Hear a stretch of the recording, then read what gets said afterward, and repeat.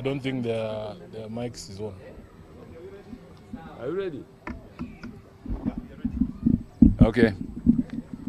We've just had a Central Committee meeting of the Orange Democratic Movement. You can see the members here. I'll introduce those who are here. The Deputy Party Leader is Tososi. The Secretary General is next to me, Edwin Sifuna, Gladys Wanga, Governor of Homa Bay, and also Chair of the National Executive Committee. And we have here Rose Buyu, a member of the committee, and Akiro Nixon, yes, member of the committee. Oh, you're here? Ketoro also member of the committee. Some members had left because of urgent commitments elsewhere, but we are about how many, 10 people to that effect. But others have gone for some urgent commitment.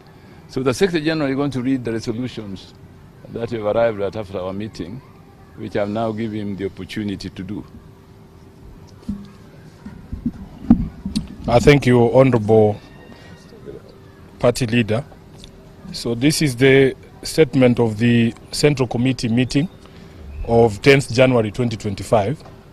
The ODM Central Committee has had its first meeting of the year this morning, chaired by His Excellency Professor Peter Anyang' Nyong'o, the acting party leader. On behalf of the committee and the entire party, we take this opportunity to wish our members and all Kenyans a happy new year. As you all know, 2024 was a difficult year, and we pray and hope that 2025 will be kinder to all of you. This year, the party will be reaching a significant milestone, celebrating its 20th year of existence. This is also the year that the Africa Union Commission will decide on its next chairperson, and we continue to wish our party leader, whom as you know is contesting the seat, all the best in his quest. We have no doubt that he will bring it home for all Kenyans and for Africa.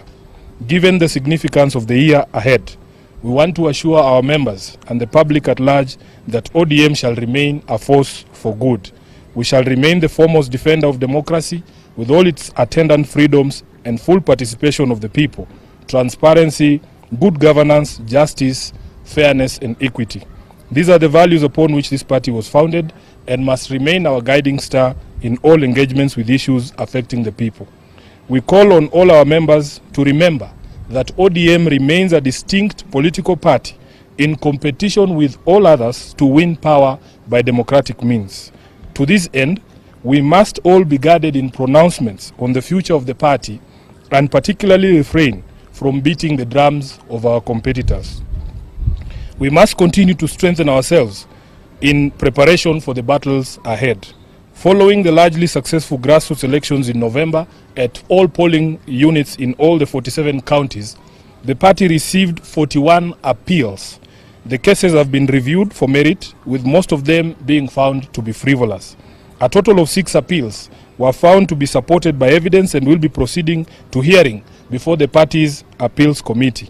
The Central Committee has therefore this morning seconded His Excellency Abdul Swamad Sharif, the Honorable Rosa Buyu, and the Honorable Abdisalan to be members of the Appeals Committee for purposes of those 6 appeals. Upon conclusion of this process, the National Elections Coordinating Committee shall be announcing dates for elections at ward, constituency, and county levels. The party congratulates all those elected in the various positions and has directed the NECC to issue certificates to successful candidates who fully complied with the rules, including the requirement of payment of fees.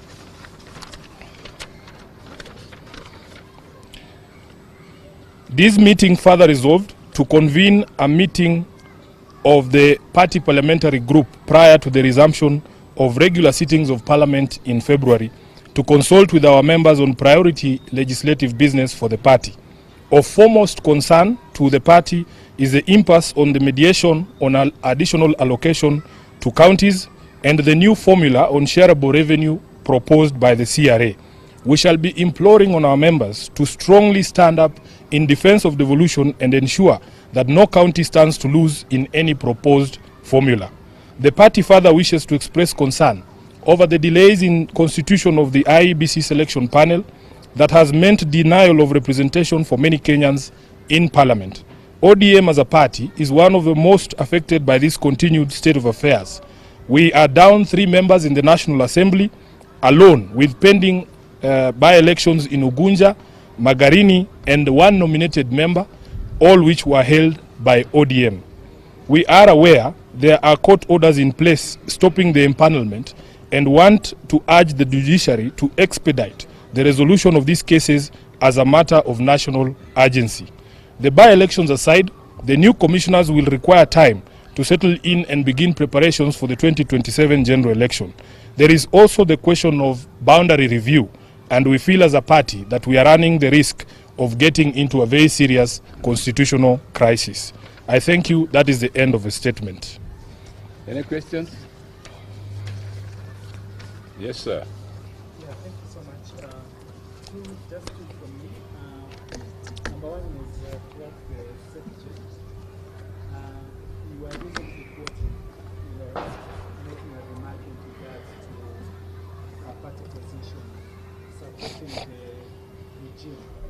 And you were quoted that even if ODM supports that. That has nothing to do with the statement we have read, please, Seth. With all due respect, can we address what we have said in this statement? We have made it clear here in the statement that all our members, the SG included, must be guarded in the remarks regarding 2027, and that we exist as a political party independent and ready to battle it out for power with all the other existing political parties. I think that should be sufficient. Yes, Eric. Yes. Two?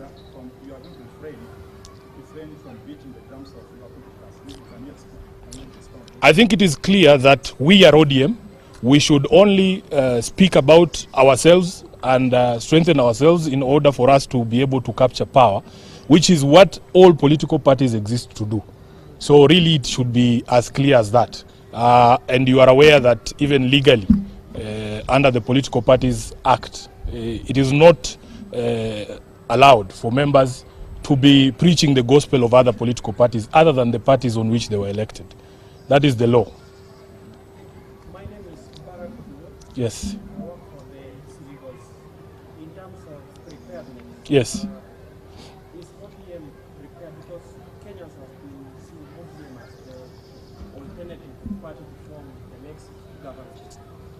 In terms of your preparedness for the 2027 meeting, are we seeing ODM producing a potential candidate? I think part of what we have addressed here and what we began last year with the grassroots elections is part of that strengthening process. We are very proud. We received a report from the National Elections Coordinating Committee that right now, if they showed you the database, ODM has now committees in place in all the over, how many, 39,000 polling centers, which is one of the ways in which we are strengthening ourselves. We need to have a solid grassroots presence. And as I've said, once the process of appeals is done, we will be moving to elections at the ward, constituency, and county level. We want to have a full team in place so that we can be able to take on the challenges that will come ahead of us. I think that should be sufficient. Yes? Yes. Yes.